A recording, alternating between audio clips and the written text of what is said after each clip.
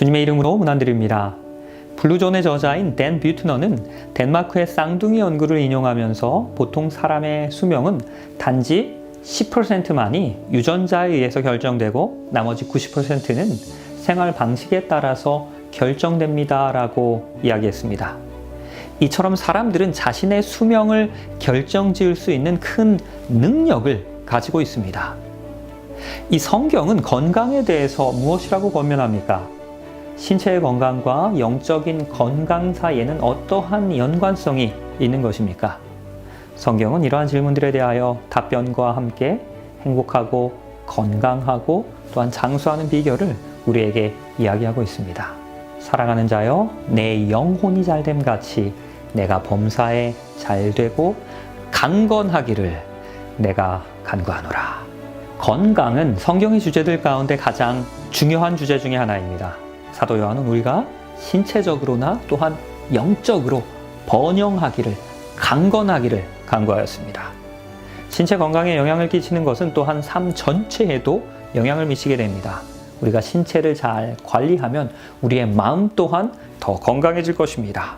깨끗하고 맑은 정신은 하나님의 말씀을 더 잘 분명하게 이해할 수 있도록 우리를 돕습니다. 이로 인하여 우리는 더욱더 영적으로 건강한 삶 누릴 수 있게 되는 것입니다. 내 하나님 여호와를 섬기라. 그리하면 여호와가 너희의 양식과 물에까지도 복을 내리고 너희 중에서 병을 제합니다. 병 걸리지 않게 해주시겠다는 것입니다.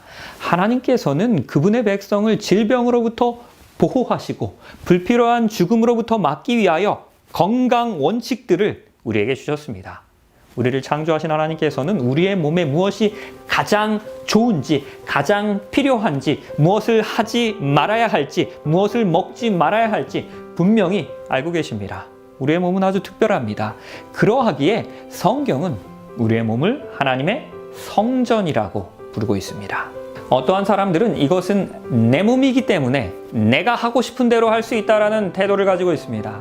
그러나 우리의 몸은 거룩한 성령께서 거하시는 성전입니다. 그러하기에 우리는 우리 자신을 신체적으로 그리고 정서적으로 잘 관리해야 할 책임을 가지고 있는 것입니다. 또한 하나님과의 관계를 유지할 수 있는 최상의 몸 상태를 유지시켜야 하는 것입니다. 정신이 둔해지면 하나님과의 소통은 어려워지게 됩니다. 그리고 영적인 성장은 저하되는 것입니다. 활력과 좋은 건강은 우리가 성경을 바로 이해하고 하나님과의 친밀한 관계를 유지시키는데 아주 큰 도움을 주는 것입니다. 그런즉 너희가 먹든지 마시든지 무엇을 하든지 다 하나님의 영광을 위하여 하라. 하나님께서는 우리가 먹고 마시는 것을 포함한 모든 삶의 행동을 통하여 우리 하나님께 영광을 돌리기를 바라십니다. 성경은 성전인 우리의 몸을 통하여 하나님께 영광 돌릴 수 있는 분명한 가르침들을, 방법들을 우리에게 말씀하고 있습니다. 하나님께서는 사람에게 언제 처음으로 건강기별을 주셨는지 혹시 아십니까? 하나님이 이르시되 내가 온 지면의 씨 맺는 모든 채소와 씨 가진 열매 맺는 모든 나무를 너희에게 주노니 너희의 먹을 거리가 음식이 될 것입니다. 에덴 동산에서 죄와 죽음이 생기기 전에 하나님께서는 아담과 하와에게 완벽한 식단을 주셨습니다. 혹시 그 식단이 무엇인지 아십니까? 오늘날 우리가 흔히 이야기하는 웰빙식입니다. 곧 채식이었습니다. 창조주 하나님의 건강한 식단을 따랐던 무두셀라는 무려 969세를 살았습니다. 하나님께서는 우리가 먹을 수 있는 것과 또한 먹지 말아야 할 것들에 대해서 분명히 우리에게 말씀하셨습니다. 모든 짐승 중에 굽이 갈라져서 쪽발이 되고 새김질하는 것은 너희가 먹어도 된다라고 말씀하십니다. 하나님께서는 우리가 고기를 먹도록 허락하셨지만 발굽이 갈라져 있고 되새김질하는 동물들만 우리가 먹을 수 있도록 허용하셨습니다. 그러하기에 돼지, 토끼, 약대, 말 등을 포함한 부정한 동물들은 먹지 말라라고 말씀하셨습니다. 부정한 동물을 먹는 것에 대한 규제는 구약시대의 유대인들에게만 해당되는 것이라고 우리가 흔히 생각할 수도 있습니다. 너는 모든 정결한 짐승은 암수 7씩, 부정한 것은 암수 2씩 내게 데려오며 노아 시대에도 하나님께서는 분명하게 깨끗한 짐승과 부정한 짐승을 구별하셨습니다. 그때는 유대인이라는 개념이 존재하지도 않았던 시대였습니다. 하나님께서는 그 노아에게 부정한 짐승 먹지 말라라고 지시하신 것입니다. 이 기별은 유대인들에게만 해당되는 것이 아니라는 것입니다. 전 인류를 향한 것임을 분명히 보여주시는 것입니다. 그러하기에 식생활을 통해서도 우리는 하나님께 영광을 돌릴 수 있는 것입니다. 건강한 삶을 누리기 위한 그 건강 원칙들은 우리 모두를 위하여 주어진 것입니다. 하나님께서는 물고기에 대해서도 또한 권면을 주셨습니다. 물에 있는 모든 것 중에서 너희가 먹을 만한 것은 이것입니다. 강과 바다와 다른 물들에 있는 모든 것 중에서 지느러미와 비늘이 있는 것은 너희가 먹을 수 있습니다. 그러나 물에서 움직이는 모든 것과 물에 사는 모든 것과 곧 강과 바다에 있는 것으로 지느러미와 비늘이 없는 모든 것은 너희에게 무엇입니까? 가증합니다. 우리를 병과 질병으로부터 보호하시기 위해서 하나님께서는 물에 사는 그 물고기들 중에서 음식으로 허용되지 않은 것들을 먹지 말라라고 말씀하셨습니다. 굴이나 조개와 같은 역어섭식을 하는 동물들은 생태계에서 아주 중요한 역할을 차지합니다. 이들은 물을 삼킵니다. 그리고 그 물 가운데 있는 모든 불순물들을 걸러내므로 그 물들을 정화시키는 것입니다. 가재와 개와 같이 바닥에서 먹이를 찾는 동물들은 그 사체를 먹음으로 강과 바다를 깨끗하게 정화시킵니다. 메기과에 속하는 동물들도 마찬가지입니다. 바다의 청소부 역할을 하는 것입니다.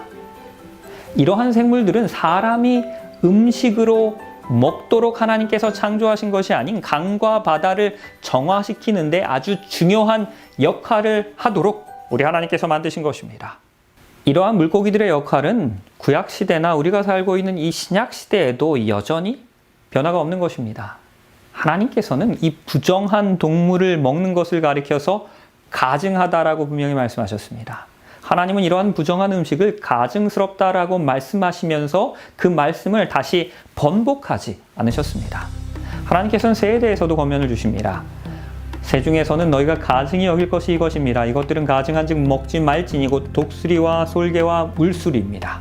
맹금류와 썩은 고기, 즉 죽은 동물의 사체를 먹는 새들은 하나님께서 부정하다라고 말씀하셨습니다. 닭이나 칠면조는 정결한 새입니다. 반면에 독수리과의 새들은 하나님께서 부정하다라고 말씀하셨습니다. 이제는 술에 대한 권면입니다. 포도주는 거만하게 하는 것입니다. 독주는 떠들게 하는 것입니다. 이에 미혹되는 자마다 지혜가 없습니다. 포도주는 붉고 잔에서 번쩍이며 순하게 내려가니 너는 그것을 보지도 말지어다. 그것이 마침내 뱀과 같이 물 것입니다. 독사와 같이 쏠 것입니다. 내 눈에는 괴이한 것들이 보일 것입니다. 그리고 내 마음은 구부러진 말을 할 것입니다. 성경은 아주 분명하게 음주의 위험성에 대해서 우리에게 경고합니다. 성경에 나오는 많은 인물들 역시도 술을 마셨습니다. 하지만 성경은 단 한 번도 음주를 긍정적인 측면에서 묘사하고 있지는 않습니다. 성경에 나오는 인물들이 때로는 중혼을 하고 노예를 부렸다는 사실이 오늘날 그와 같은 관행을 정당화하는 데 사용될 수 없는 것과 같은 이치입니다. 성경은 포도주를 자주 언급하고 있습니다. 그러나 이 포도주는 우리가 생각하는 그런 술과는 다른 개념의 음료였습니다. 여호와께서 이같이 말씀하시되 포도송이에 즙이 있으므로 사람들이 말하기를 그것을 상하지 말라. 거기에 복이 있습니다. 우리 하나님께서 허락하신 포도주는 발효되지 않은 포도즙이었습니다. 어떤 사람들은 가나의 혼인잔치에서 예수 그리스도께서 물을 포도주로 바꾸신 일을 가리켜서 음주를 해도 된다라는 근거로 이야기합니다. 하지만 그 이야기 속에서 예수께서는 포도즙이 아닌 술을 만드셨다라는 이야기는 없습니다. 예수께서는 성경의 기자들에게 술을 반대하는 기록을 기록하게 하셨습니다. 그러면서 혼인잔치에서 많은 술을 만드셨다라는 것은 모순인 것입니다. 그렇다면 흡연이나 담배는 어떻습니까? 출애굽기 20장 13절에서는 살인하지 말라라고 명령하셨습니다. 그리고 과학은 모든 담배 연기가 인간의 몸과 정신에 엄청난 해로움을 입힌다라고 주장하고 있습니다. 미국 질병예방센터에 의하면 폐암의 90% 그리고 그 외에 다른 많은 질병의 원인이 흡연이라고 이야기합니다. 고의적으로 하나님이 거하시는 몸의 성전을 심각하게 훼손시키는 것은 하나님께 영광을 돌리는 일이라고는 할 수 없는 것입니다. 바울은 하늘 본향으로 향하고 있는 그리스도인의 삶의 여정을 다음과 같이 묘사합니다. 운동장에서 다름질하는 자들이 다 달릴지라도 오직 상을 받는 사람은 한 사람입니다. 너희도 상을 받도록 이와 같이 다름질하라. 이기기를 다투는 자마다 모든 일에 무엇해야 합니까? 절제해야 합니다. 그들은 썩을 승리자의 관을 얻고자 하되 우리는 썩지 아니할 것을 얻고자 함이기 때문입니다. 운동선수들이 언젠가 없어질 상을 위하여서도 최선을 다하여 훈련하고 절제하며 준비합니다. 마찬가지로 그리스도인들은 하나님께서 주시는 그 영원한 상을 얻기 위하여 가능한 모든 방법을 다 동원하여 준비해야 하는 것입니다. 그러므로 형제들아, 내가 하나님의 모든 자비하심으로 너희를 권하노니 너희 몸을 하나님이 기뻐하시는 거룩한 산 제물로 드리라. 이는 너희가 드릴 영적 예배입니다. 구원은 오직 예수 그리스도를 믿음으로만 얻을 수 있는 것이기에 우리가 건강 원칙을 지키는 것으로 구원 얻지는 못합니다. 하지만 예수 그리스도를 믿는 사람들은 가능한 모든 방법을 다해서 우리 하나님을 영화롭게 섬겨야 하는 것입니다.